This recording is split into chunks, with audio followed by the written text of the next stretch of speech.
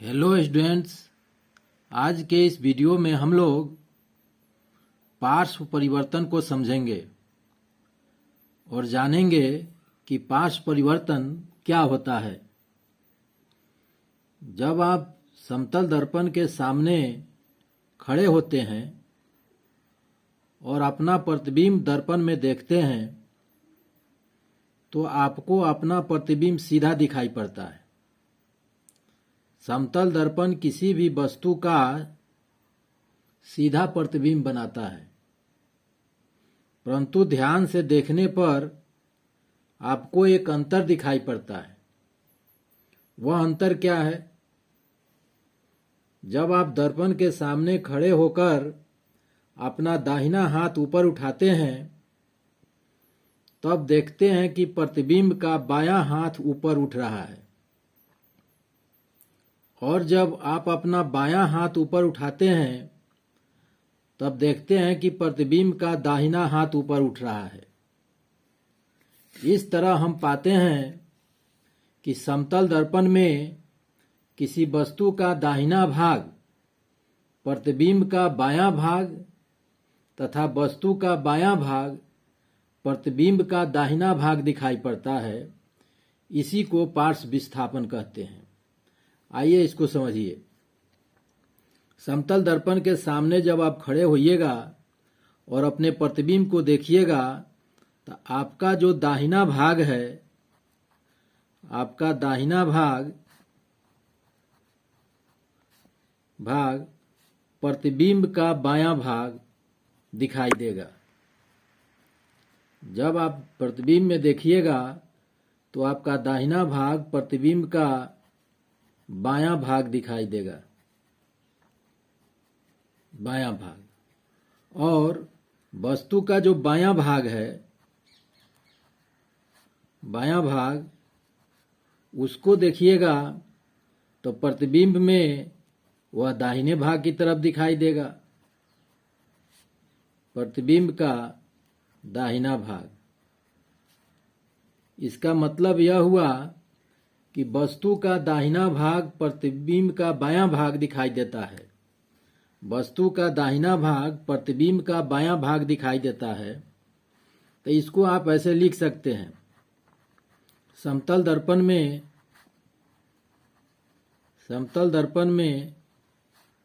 वस्तु का दाहिना भाग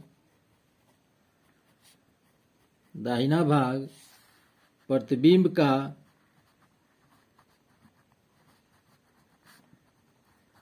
बायां भाग और वस्तु का बायां भाग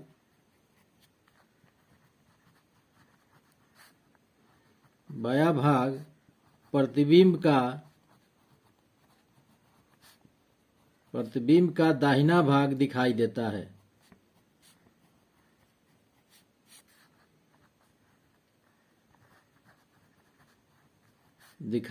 है।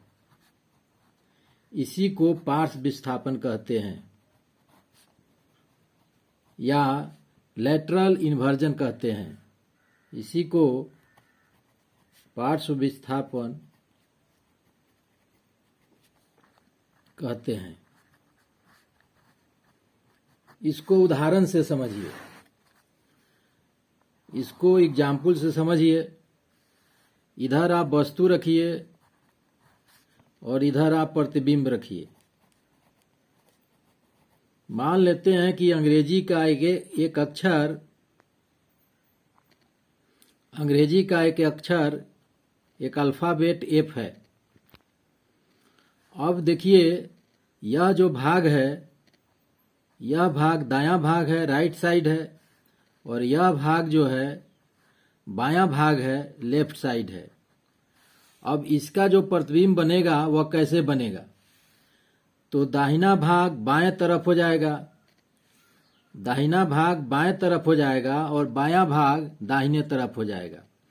तो इसका जो प्रतिबिंब बनेगा वह ऐसे बनेगा। देखिए, ये लेफ्ट साइड था, अब कहाँ आ गया? राइट साइड में आ गया। और यह जो राइट साइड था वह कहाँ आ गया, लेफ्ट साइड में आ गया।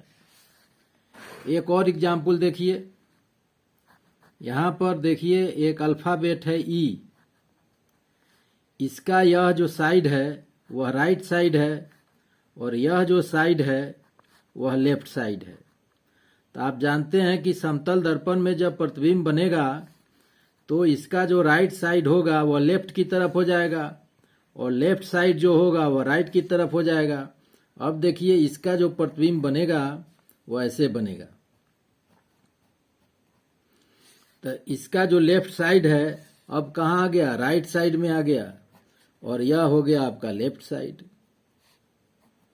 तो समतल दर्पण के सामने किसी वस्तु को जब रखते हैं और उसके प्रतिबिंब का अवलोकन करते हैं तो वस्तु का जो बायां भाग होता है प्रतिबिंब में दाहिने तरफ दिखाई देता है और वस्तु का जो दाहिना भाग होता है प्रतिबिंब में बाएं तरफ दिखाई देता है।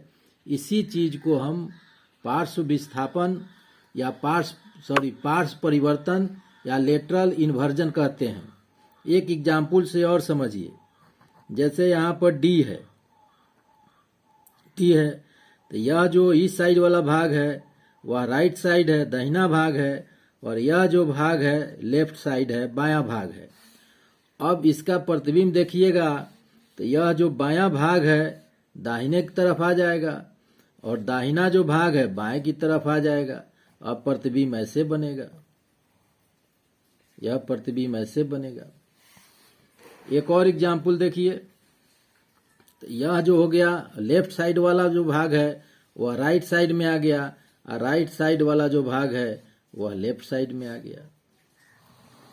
एक और एग्जाम्पल देखिए, आप कोई वर्ड लिखते हैं जैसे RED, रेड लिखे, तो रेड को अब देखिए कैसे होगा।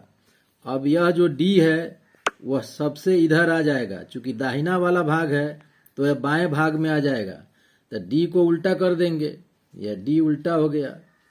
अब ई भी देख लीजिए, ई का जो दाहिना भाग है वह बाएं तरफ, दाहिना भाग है वो बाएं तरफ जाएगा और बायां भाग है वह दाहिने तरफ आएगा। ई अब ऐसे हो जाएगा, ऐसे हो जाएगा, और आर जो है वह ऐसे हो जाएगा। इस तरह हम